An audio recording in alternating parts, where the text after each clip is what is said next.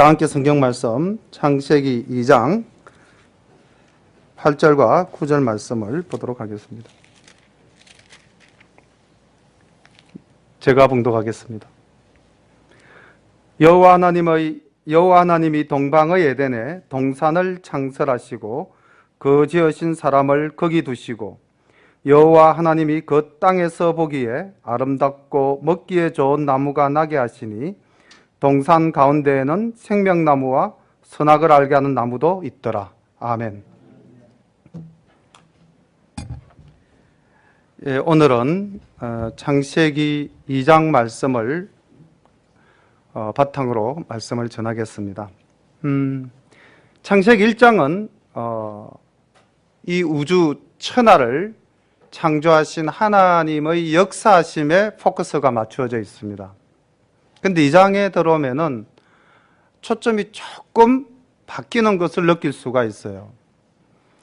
1장 말씀과 2장 말씀에서 물론 2장 3절까지는 제가 지난번에 1장에 붙여서 말씀을 드렸고요. 2장 4절부터 오늘 실었기 시작을 하는데 2장 4절부터 우리가 성경을 이렇게 읽으면은 뭔가 달라지는 것을 하나 발견할 수가 있을 겁니다. 혹시 발견하셨습니까?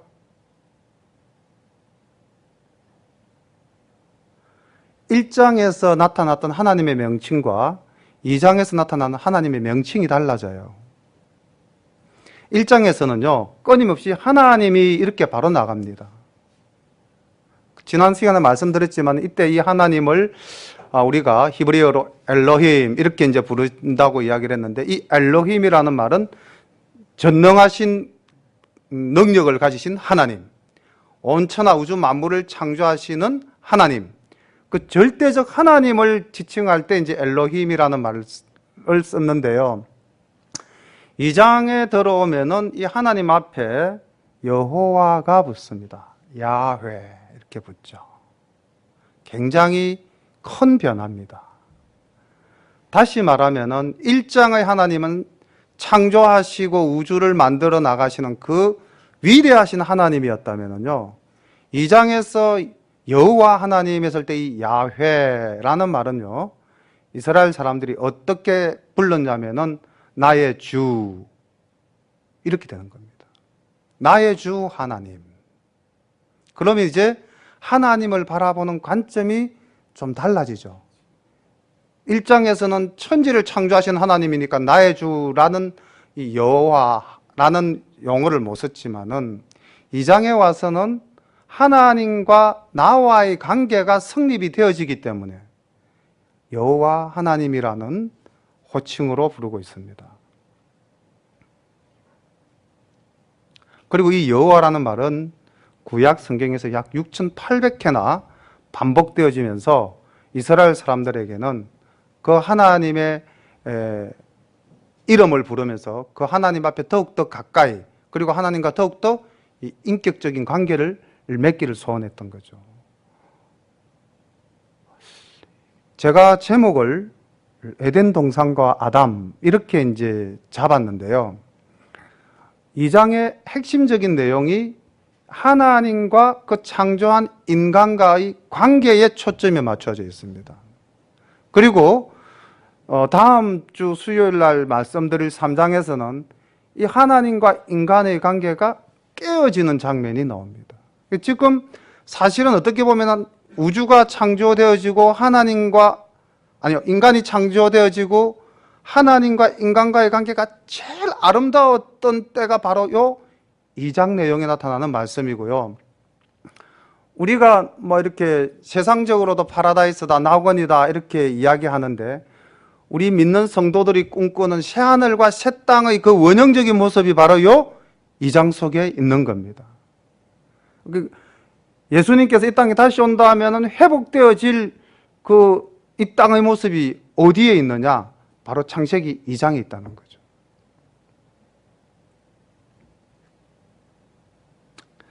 이 장 4절부터 말씀을 살펴보도록 하겠습니다. 여호와 하나님이 천지를 창조하신 때에 천지의 창조된 대략이 이러하니라. 여호와 하나님이 땅에 비를 내리지 아니하셨고 경작할 사람도 없었으므로 들에는 초목이 아직 없었고 밭에는 채소가 나지 아니하였으며 안개만 땅에서 올라와 온 지면을 적셨더라. 요 4절부터 6절까지의 이 내용을 보면은 목사님 1장의 창조 내용과 2장의 창조 내용이 조금 다릅니다 라고 말씀하실 수 있습니다. 다르죠. 분명히 다릅니다. 다를 수밖에 없는 게요, 여기에 천지를 창조한 때의 대략이 이렇게 나오죠. 대략. 이 대략이라는 말은 히브리어로 톨레도로 이렇게 이제 이야기되어지는데요. 이야기, 한 세대, 역사, 기록되어짐, 서술, 뭐 이런 의미입니다. 그러니까 2장에서 지금 포커스가 하나님의 천지 창조에 있다는 것이 아니고 창조가 되어진 그 내용, 이야기가 대략 이러하다라고 이야기를 하고 있고요. 그 지금 묘사되어진 장면은 우리가 이 창세기 1장에서 봤을 때의 1장 2절의 내용과 닮은 꼴이 많습니다. 땅이 혼돈하고 공허하며 흑암이 깊음 위에 있고 하나님의 신은 수면 위에 운행하시니라 하는 이 하나님이 6일간의 창조 사역이 있기 전 지구의 모습이나 지금 대략이 이러하니라라고 이야기하고 있는 이 2장 4절, 5절, 6절의 내용은 아직까지 하나님이 창조하기 전의 모습이죠. 자, 이러한 땅에 하나님이 6일간 창조 사역을 통해서 가득 채우셨습니다. 그리고 보다 더 이 집중하고 세밀하게 묘사되어진 장면이 바로 7절입니다. 이 7절 내용과 관련되어진 구절이 이 창세기 1장에는 26절이죠.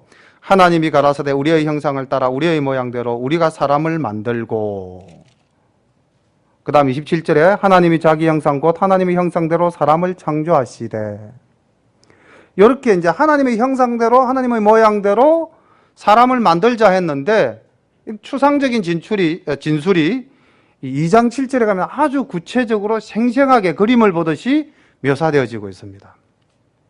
여호와 하나님이 흙으로 사람을 지으시고 생기를 그 코에 불어넣으시니 사람이 생명이 된지라. 아주 구체적으로 무엇을 재료로 하여? 흙을 재료로 하여 하나님이 직접 사람을 빚어서 만드시고, 그 다음 그 코에 하나님이 후 하고 생기를 불어넣어 주셨다. 굉장히 구체적으로 세밀하게 묘사되어지고 있습니다. 2장의 키워드가 바로 키포인트가 여기 있는 거죠. 하나님이 인간을 흙으로 만드셨습니다. 그리고 나중에 3장 후반절에 가서 하나님께서 어떻게 말씀하십니까? 에덴 동산에서 아담을 내어 쫓으실 때 이렇게 말씀하셨습니다. 3장 19절에 보면 이렇게 되어 있죠. 내 얼굴에 땀이 흘러야 식물을 먹고 필경은 흙으로 돌아가리니 그 속에서 내가 취함을 입었습니다. 이렇게 하나님의 말씀은 앞뒤가 정연하십니다. 그래서 우리가요, 우리의 본질이 흙입니다. 내세울 것이 없는 존재죠. 육체적인 우리의 본질은 새나 짐승과 같이 똑같이 흙으로 빚어졌기 때문에 우리의 존재성은 흙입니다. 자랑치 말아야 되겠죠, 우리가. 그리고 우리는 이런 보잘것없는 존재임에도 불구하고 하나님께서 이제 다른 생물을 창조하실 때와는 다르게 그 코에 후 하고 숨을 불어넣어 주셨습니다. 그래서 우리가 살아 움직이는 존재가 되었다는 거죠. 여기서 생명은 네피샤야라 해가지고 우리가 그 영어로 할 때 이때 영은 히브리어로 루아흐 이렇게 이야기합니다. 그래서 여기 지금 원어의 성경에 사용되어진 단어가 생명할 때의 생명은 루아흐 하는 영이 아니고요, 네피샤야 이렇게 해가지고 숨쉬는 존재. 그래서 영문으로 번역된 성경을 봐도 living being 이렇게 되어 있습니다. 살아있는 존재 이렇게 되어 있습니다. 그러면은 여기서 하나님이 우리 코에 생기를 불어넣었다 해서 우리가 뭐 특별한 존재다 라고까지 우리가 해석할 이유는 없는 거죠. 하나님이 우리에게 숨을 주셨고 하나님이 우리에게 숨을 주셨기 때문에 우리는 살아있는 존재가 되었다 라는 것이 이 성경적 진술입니다. 그럼 우리가 어떻게 해서 그럼 하나님과 같은 영적인 존재가 될 수 있었느냐? 이거는 1장에서 하나님께서 말씀하셨던 그 부분, 우리의 모양으로, 우리의 형상으로 이렇게 말씀하셨죠. 그래서 우리는 하나님의 형상을 닮은 존재라는 거죠. 그리고 창조 사역에 있어서 인간 사역만큼은 특별한 과정을 거치셨다는 것을 여기 2장 7절에서 또 보여주고도 있습니다. 그래서 어쨌든 우리는 하나님으로부터 직접 생기를 받아서 살아가는 존재라고 한다면요, 이 하나님의 생기는 창조시 딱 한 번만 있었을까요? 아니면은 오늘날도 하나님은 우리에게 우리의 삶 속에 생기를 불어 넣어 주실까요? 어떨까요? 만약에 하나님이 그때 창조시에만 생기를 후하고 불어 넣어 주셨고 오늘날 우리에게 만약에 하나님께서 그 생기를 불어 넣어 주시지 않는다면은 우리는 뭐 그 동물과 똑같은 존재가 아니겠습니까? 그렇다면은 오늘을 사는 우리가 우리의 삶 속에서 하나님과 함께 할 수 있는, 하나님과 함께 교제할 수 있는, 하나님을 닮아갈 수 있는, 하나님의 형상을 나타낼 수 있는 그 생기는 무엇일까요? 바로 하나님의 말씀입니다. 우리 교회가 지향하는 하나님의 말씀을 바로 전하는 교회, 하나님의 말씀이 오늘도 내 속에 들어오면은 생기가 되어서 내가 하나님과 더불어 동행할 수가 있는 겁니다.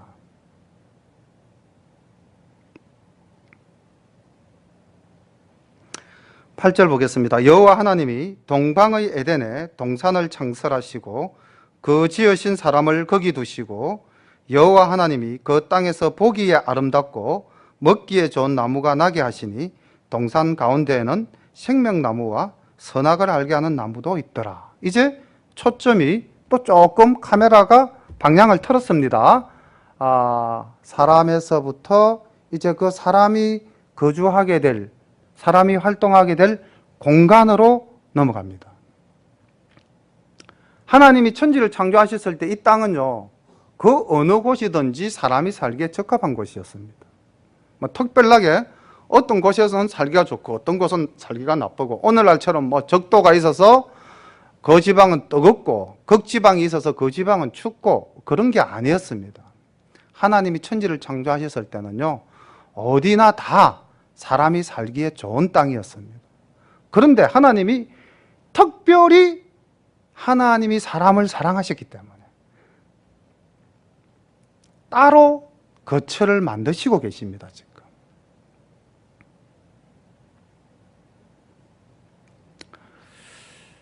지난 처음 말씀을 시작할 때에 이 창세기는 모세가 썼다라고 말씀을 드렸는데요, 여기서도 우리가 모세가 썼다라는 것을 짐작할 수 있는 내용이 바로 이 8절에서 동방의 에덴이라는 말씀을 가지고 한번 미루어 짐작해 볼 수 있을 것 같습니다. 지금 모세가 하나님으로부터 십계명을 받고 하나님으로부터 말씀을 받았을 때가 이집트에서 출발해서 이제 시내산에 도착했을 때쯤이겠죠. 그렇다면 시내산에서 봤을 때 에덴이 있는 쪽은 동쪽이죠. 시나이 반도고요. 지금 모세가 현재 머무르고 있는 곳은 시나이 반도입니다. 현재 지형하고 똑같습니다. 그리고 에덴은 물론 에덴은 노아 홍수 이전의 장소이기 때문에 우리가 섣부른 추측을 한다는 건 어렵겠지만은, 그러나 여기 이제 제가 10절부터 우리가 14절까지 읽으면은 이 에덴이라는 곳은 뭐 신화 속에 나오는 상상의 장소가 아니고 하나님이 분명히 창조하셨던 곳이고 하나님께서 분명히 인간을 위해서 만들어주신 땅이라는 것을 단적으로 증명해 보이기 위해서 실질적인 지명을 들고 있습니다. 유브라데 강도 나오고요, 히데겔 강도 나오고요, 티그리스 강이죠. 그리고 아수르라는 지명도 나오고요, 구스라는 지명도 나옵니다. 모세 때 다 사용되어졌던 지역명들이죠. 그렇게 봤을 때 모세가 하나님으로부터 말씀을 받았을 때 에덴의 위치는 아마 이 티그리스 강이나 유브라데스 강이 발원되어지는 지점이라고 본다면 아라랏산 부근, 오늘날 터키 동남부 지역이거나 아니면은 이라크 북부 지형, 또는 성경학자들에 따라서는 이라크 남부 지형까지 또 봅니다. 그러니까 어쨌든 시나이 반도에서 봤을 때는 이라크는 동쪽에 있는 거니까 동방의 에덴이라는 말을 쓸 수가 있었겠죠. 자, 동방의 에덴에 동산을 창설하시고 그 지으신 사람을 거기에 두시고. 근데 에덴이라는 말은 히브리어입니다. 이 에덴이라는 말은 기쁨, 희락, 평강 뭐 이런 뜻을 가진 히브리어고요.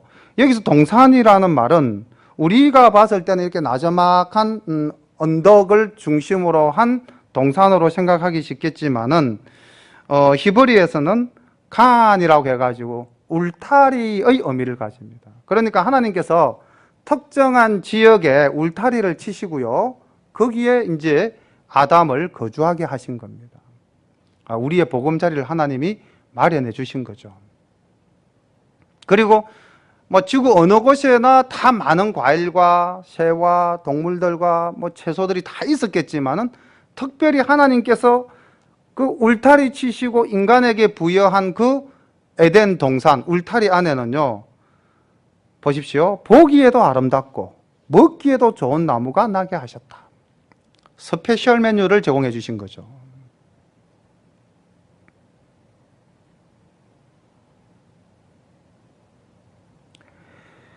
삼 장 6절에 보면은 하와가 사탄의 유혹에 빠져서 선악과를 바라볼 때 이런 말을 합니다. 여자가 나무를 본 적 먹음직도 하고 보암직도 하고.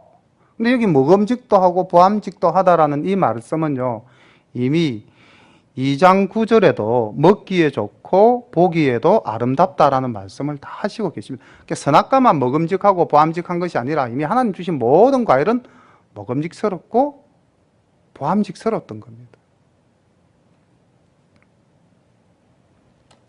자, 이 좋은 과실을 주면서 하나님께서는 동산 중앙에 생명나무와 선악을 알게 하는 나무를 두셨다라고 되어 있습니다.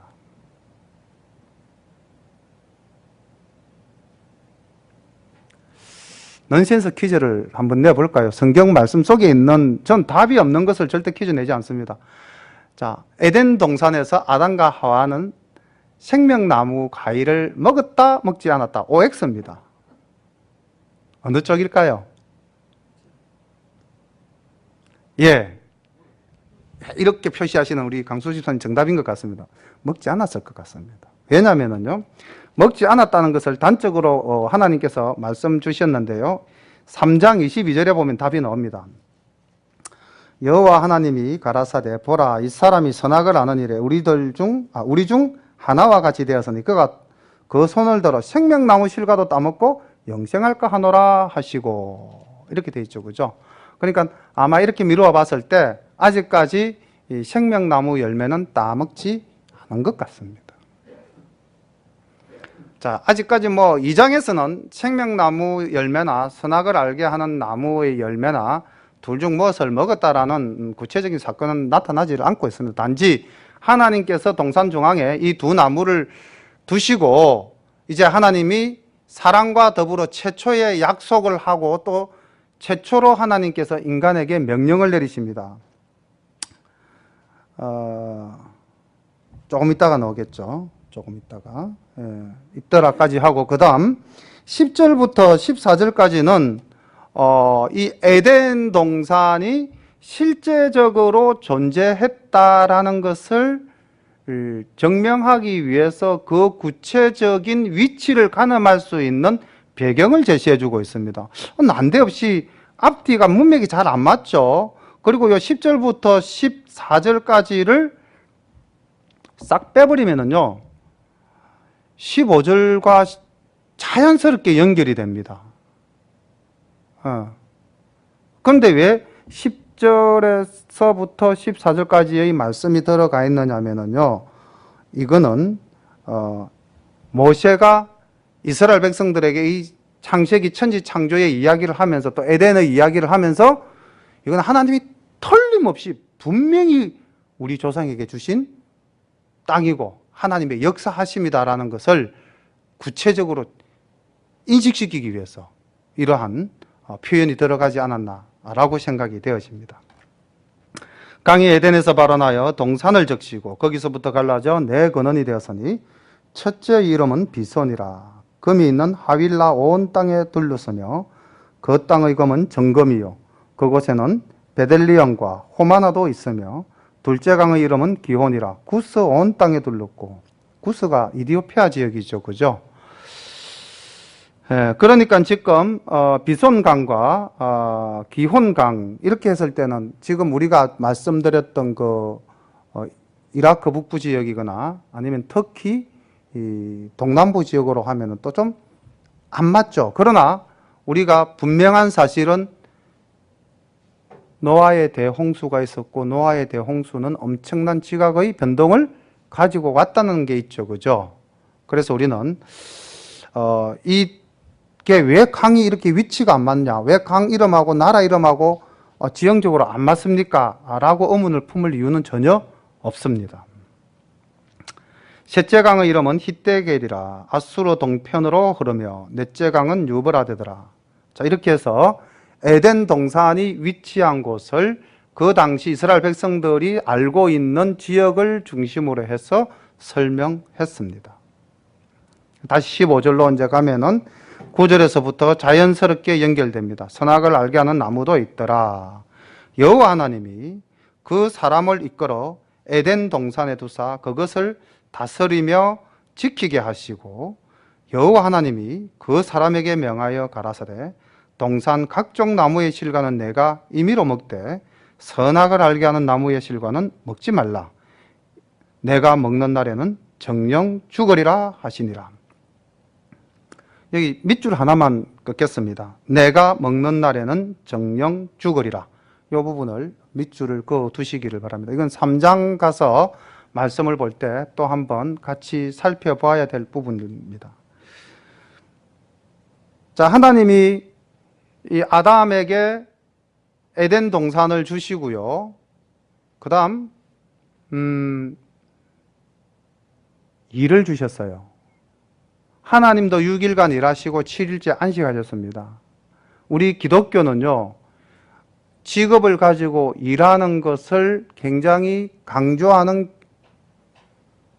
종교죠.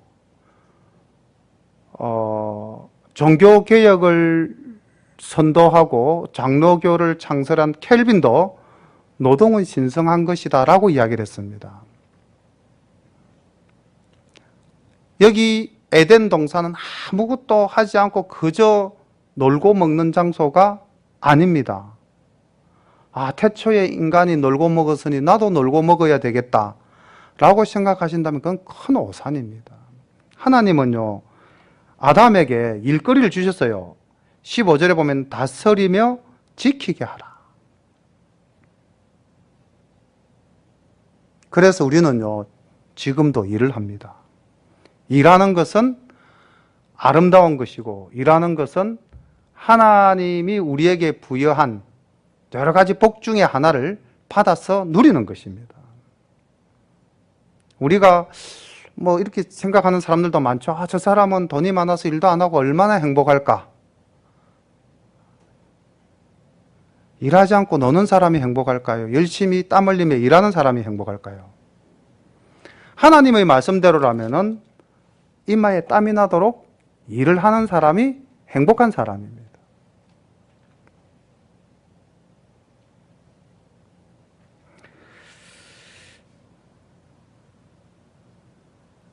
그 다음 16절에 보면은 임의로 먹되 이런 말이 있습니다. 내가 임의로 먹되. 이제 이게 우리가 자유의 의지다 이렇게 이야기를 많이 하죠. 하나님이 인간을 창조하시고 동물과 인간이 구별되어지는 특정한 요소가 있다면 바로 이 부분. 하나님은 인간에게 선택의 자유를 주셨다는 겁니다.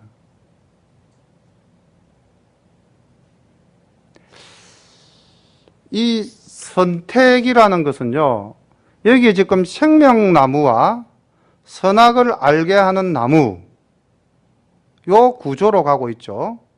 생명나무를 먹으면 우린 영생할 수 있어요. 이게 하나님 주신 복입니다. 이 생명나무는 어디에 가면 다시 우리가 먹을 수 있나요? 이제 이 생명나무 열매는 없어졌습니까? 영원히 우리하고는 관계가 없습니까? 아니죠. 우리가 생명나무 열매를 먹을 겁니다. 예, 요한계시록 22장 2절에 보면은요, 하나님이 새롭게 만드신 새하늘과 새 땅에는 생명수 강이 흐르고 그 생명수 강 좌우에는 생명나무가 있고 그 나무에는 12가지 과일을 맺는다라고 되어 있습니다. 그렇죠? 예, 제가 찾아서 정리해 놨습니다. 요한계시록 22장 1절과 2절 말씀을 한번 읽어볼게요. 또 그가 수정같이 맑은 생명수의 강을 내게 보이니 하나님과 및 어린 양의 보좌로부터 나와서 길 가운데로 흐르더라. 강 좌우에 생명나무가 있어 12가지 열매를 맺되 달마다 그 열매를 맺고 그 나무 잎사귀들은 만국을 치료하기 위하여 있더라. 이렇게 되어 있습니다. 그러니까 생명나무 열매는 에덴 동산에 있었는데 그 생명나무는 우리에게 주신 영원한 영생의 복입니다. 근데 선악을 알게 하는 나무의 열매를 먹으면은 내가 정령 죽으리라. 복이 아니고 이거는 저주입니다. 그런데 이 대립적 구조는요, 모세가 이제 가나안 땅을 목전에 둔 이스라엘 백성들에게 마지막 고별 설교를 할 때도 똑같은 대립적 구조를 가지고 마지막 설교를 하죠. 신명기 30장 15절에 보면은요, 보라, 내가 오늘날 생명과 복과 사망과 화를 내 앞에 두었나니, 이렇게 해서 이제 말씀을 쭉 전개해 나갑니다. 네가 하나님의 말씀을 잘 지키고 율례를 잘 지키고 하나님 말씀을 순종하고 하나님을 잘 섬기면 복을 받는다. 그러나 네가 저 가나안 땅에 들어가서 우상을 섬기고 하나님을 배역하면 저주를 받는다라고 이야기를 하고 있습니다. 자, 에덴 동산에서 양자 선택의 문제는요, 가나안을 들어가기 직전에 이스라엘 백성들에게도 양자 선택이 주어졌습니다. 자, 그러면은 오늘을 살아가는 우리에게는 이 양자 선택이 있을까요? 없을까요? 여전히 있습니다.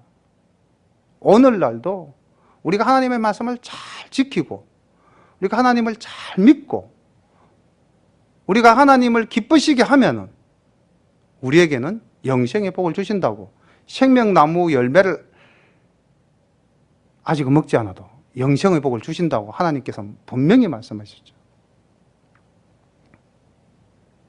그래서 우리는 매일매일 이 양자 선택의 기로에서 결단해야 됩니다. 매일매일.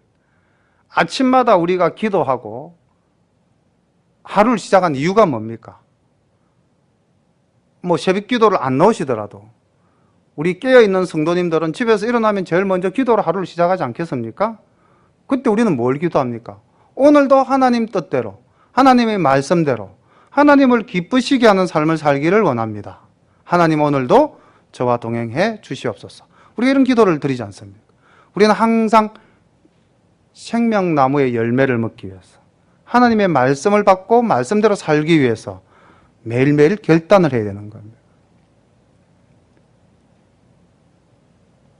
우리가 살다 보면은 빠지기 쉬운 유혹 중에 하나가 상황 논리라는 겁니다.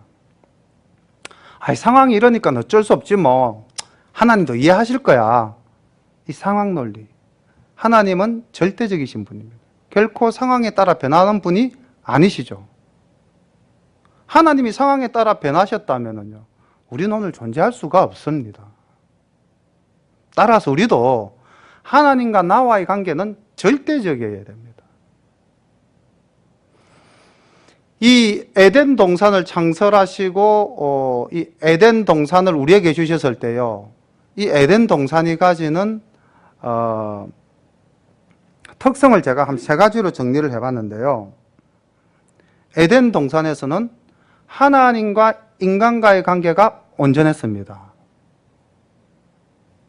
동산 숲을 같이 거닐었잖아요. 아담아 내가 어디 있느냐 하나님이 찾으셨다는 것은 그 전에 같이 거닐었다는 것을 전제할 수 있지 않습니까? 그리고 아담이 하나님의 그 음성에 대답하잖아요. 물론 뭐 그때는 좀 아주 그 안 좋은 상황에서 나온 대답이었죠. 하나님 제가 뭐 이렇게 두려워 숨었나이다 이렇게 이제 내가 버섯섬으로 숨었나이다. 어쨌든 하나님과 지금 대화가 이루어지고 있는 장면이 여기 보입니다. 그럼 그 전에 이 대화 이전에는 하나님과 아담과의 대화가 얼마나 아름답게 진행되어져 왔겠습니까? 선악을 알게 한 나무의 열매를 따먹기 직전까지는. 다시 그 전까지는 하나님과 사람과의 관계는 완벽했다는 거죠. 우리도 하나님의 형상대로 지음을 받은 사람이었기 때문에 온전하게 하나님과 동행을 했던 겁니다. 다음에는요, 사람과 사람과의 관계도 완전했습니다. 2장에는요, 사람과 사람 사이의 관계가 요만큼이라도 시기하거나 미워하거나 질투하거나 의심하거나 없습니다. 이렇게 노래하고 있습니다. 아담이 하와가 아니죠. 여자를 보는 순간 이는 내 뼈 중에 뼈요 살 중에 살이로다. 이렇게 시로서 그 여자의 아름다움을 노래하고 하나님께 감사하고 있습니다. 완벽한 인간관계입니다. 그 다음 자연과 인간과의 관계도 완벽했습니다. 에덴은 그래서 완벽한 공간이었습니다. 에덴뿐만 아니라 태초에 하나님이 천지를 창조하고 우리에게 주신 이 지구는 우리가 살아가기에는 완벽한 곳이었다는 거죠. 하나님과 우리와의 관계가 완전히 밀착되어 조그마한 틈도 없었던 겁니다. 이게 2장의 모습입니다. 그래서 우리가 창세기 2장을 보면서 이 아름다운 낙원, 이 아름다운 에덴, 기쁨과 화평과 희락이 넘치는 이곳, 우리가 꿈꾸는 곳 아닙니까?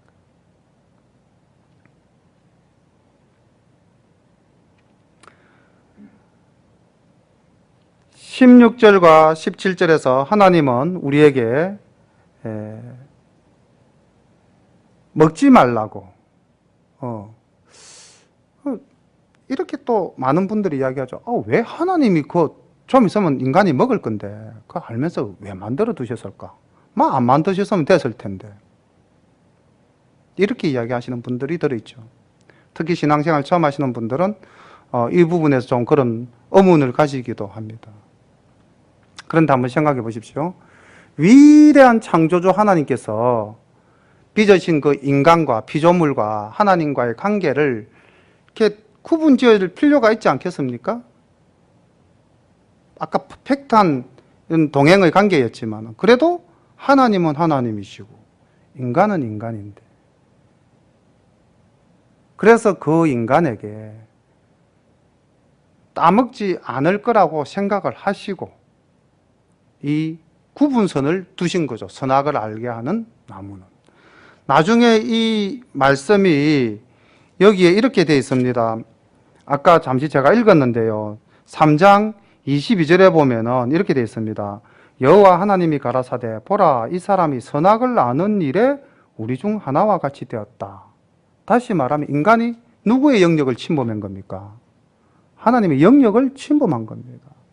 다시 말하면 선악을 알게 하는 나무는 하나님과 인간 사이의 경계선이라고 보면 됩니다. 우리가 넘지 말아야 될 부분이 있죠. 아무리 친해도, 아빠와 아들이 아무리 친해도 우리가 마지막 지켜야 될 선은 있는 겁니다. 친구 사이가 아무리 좋아도 선은 있는 거죠. 선악을 알게 하는 나무는 하나님과 우리가, 하나님은 전능하신 분이시고 우리는 그의 피조물이라는 것을 고백할 수 있는 자리라는 거죠. 그럼 만약에 그걸 우리가 고백만 한다면 선악을 알게 하는 나무의 열매는 따먹습니까? 안 따먹습니까? 절대 안 따먹죠. 그러니까 우리가 알아야 됩니다. 나는 뭐다?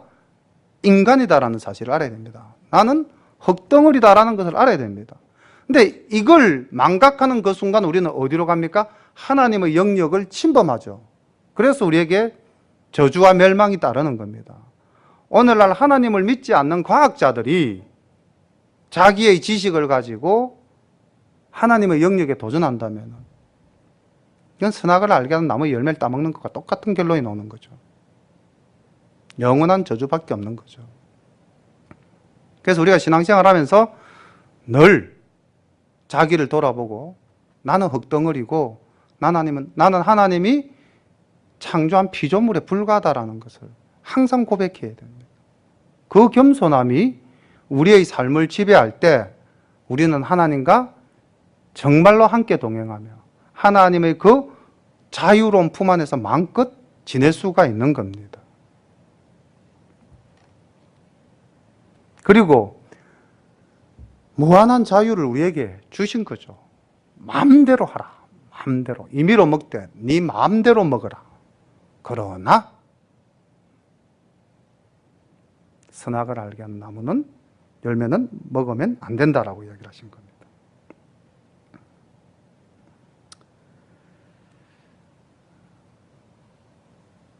이제 이까지는 에덴 동산의 모습을 중심으로 해서 이야기가 쭉 전개되어 가고 있습니다.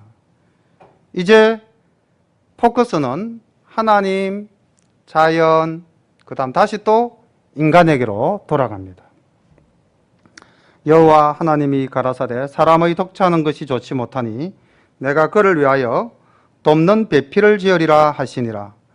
여호와 하나님이 흙으로 각종 들짐승과 공중의 각종 새를 지으시고 아담이 어떻게 이름을 짓나 보시려고 그것들을 그에게로 이끌어 이르시니 아담이 각 생물을 일컫는 바가 곧 그 이름이라. 여기서 우리는 아담이 얼마나 완전한 인간이었던가 하는 것을 짐작할 수가 있는데요. 그 하나님이 창조하신 온 우주 만물의 이름을 누가 붙였습니까? 하나님이 붙였습니까? 아담이 붙였습니까? 아담이 붙였어요.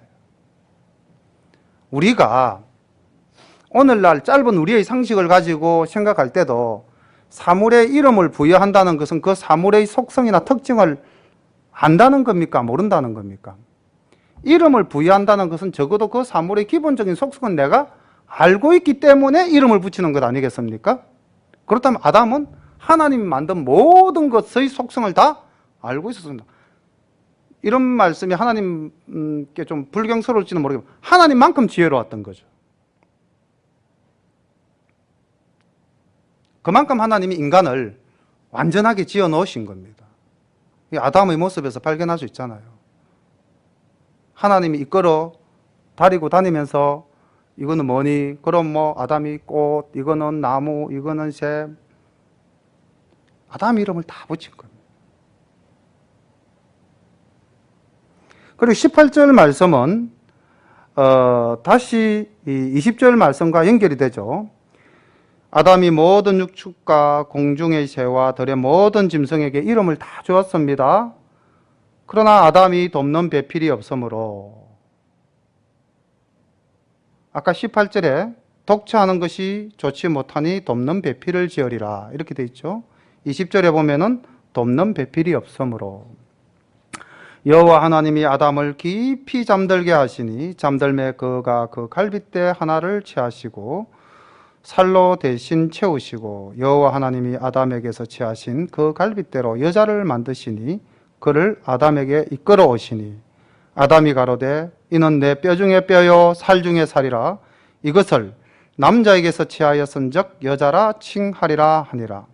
이러므로 남자가 부모를 떠나 그 아내와 연합하여 둘이 한 몸을 이룰지로다.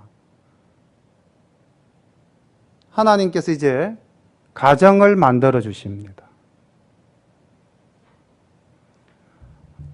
남자 혼자 있는 것이 하나님 보시기에 좋지 않아서 여자를 만들어 주죠. 그런데 돕는 배필이었습니다. 서로 돕는 배필이죠. 일방적으로 한쪽이 한쪽을 돕는 배필이 아니라 서로 돕는 배필입니다.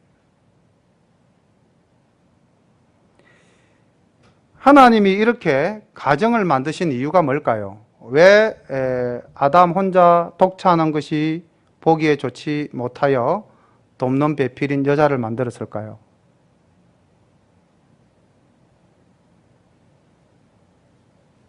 하나님이 사람을 창조하시고 아까 우리 1장에 가서 27절 한번 볼까요?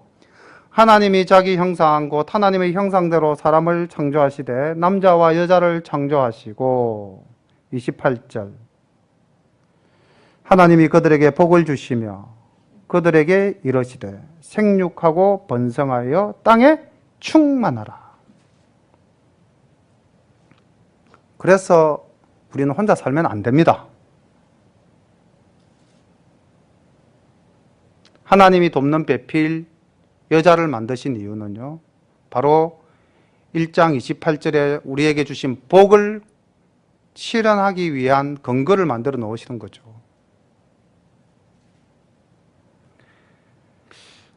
오늘 딸애가 이제 직장생활 올해 1년 차째 시작을 하고 있습니다. 하고 있는데 이제 연말정산이라는 것을 이제 하고 있죠.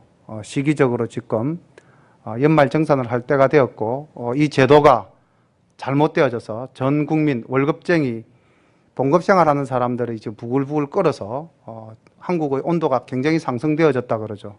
정치권도 화들짝 놀라가지고 법을 재개정을 하겠다, 피해가 없도록 하겠다, 이제 지금 이렇게 이야기를 하고 있는데, 그 딸애가 그 이야기 속에 뭔 이야기가 하나 나왔냐면요, 아빠 아무래도 싱글체가 나온 것 같아요, 이렇게 이야기를 하더라고요. 혼자 사는 사람, 부양가족이었고 혼자 사는 사람은 세금을 좀 더 많이 내어라, 정부가 아마 그렇게 제도를 만들어 놨나 봅니다. 요즘 이 사회의 분위기가 결혼을 하지 않고 혼자 사는 것을 추구하는, 이게 인간이 그만 교만해졌다는 거죠. 자기 중심적이 되어졌다는 거죠. 내가 하나님의 피조물이라는 사실을 생각하지 않는다는 거죠. 하나님이 우리에게 뭘 요구하시는지를 모르고 있다는 겁니다. 하나님은 남녀를 만들어서 가정을 지금 이루게 하셨습니다. 그리고 그 두 사람의 관계가 얼마나 아름다운지 25절에서 이렇게 이야기하고 있습니다. 아담과 그 아내, 자, 아내라고 되어 있죠. 완전한 결혼관계가 성립이 되어졌습니다. 아담과 그 아내 두 사람이 벌거벗었으나 부끄러워 아니하니라. 요것도 줄 거 넣으셔야 됩니다. 부끄러워 아니하니라.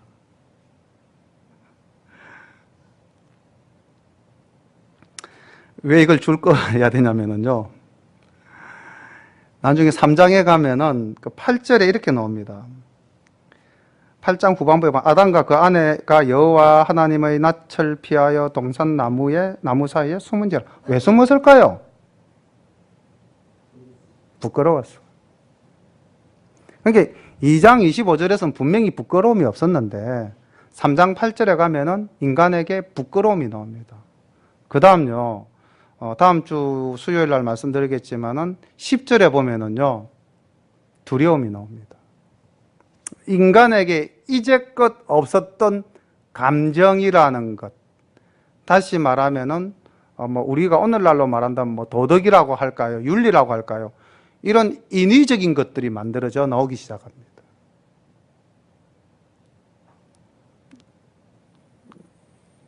선악을 알게 한 나무의 열매를 따먹은 결과로 나타나는데, 근데 지금 이 2장 25절까지는 완전한 낙원 하나님과 인간의 관계가 가장 완벽하고, 인간과 인간과의 관계도 서로 벗어서나 부끄러워하지 아니하는 그런 완전한 관계가 되어져 있고, 모든 자연물의 이름을 불러주고 모든 자연물을 누리고 향유할 수 있는 이런 것을 허락해 주신 그런 퍼펙트한 에덴이 사탄의 유혹에 넘어감으로 말미암아 황폐화되어져 가는 모습들이 이제 나올 겁니다. 창조하신 하나님, 최상의 공간을 우리에게 허락해 주신 그 하나님, 그러나 그 하나님을 배역하는 인간의 모습이 이제 3장에 나오는데, 이 3장부터 이제 우리의 민낯이 드러나는 거죠. 3장을 거울이라고 생각한다면은요, 이 거울 속에 나타나는 모습들이 오늘을 살아가는 내 모습이 아닐까. 이제 우리는 정말로 현실 속에서 부딪히면서 하나님의 말씀을 만날 수밖에 없을 것 같습니다. 2장의 내용은 우리가 꿈꾸는 하나님이 이 땅을 심판하시고 새롭게 창조하실 새하늘과 새 땅의 원형적인 모습입니다. 과거에 있었던 우리의 고향입니다. 이제 우리는 잠시 세상을 살아가는 순례자로서 다시 하늘의 본향, 고향을 향해서 나아가지 않습니까?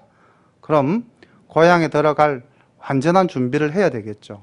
그 준비를 위해서 오늘도 우리는 하나님의 말씀을 사모하고 또 이렇게 모여서 기도하고 하나님 뜻대로 살고자 다짐하는 줄로 믿습니다.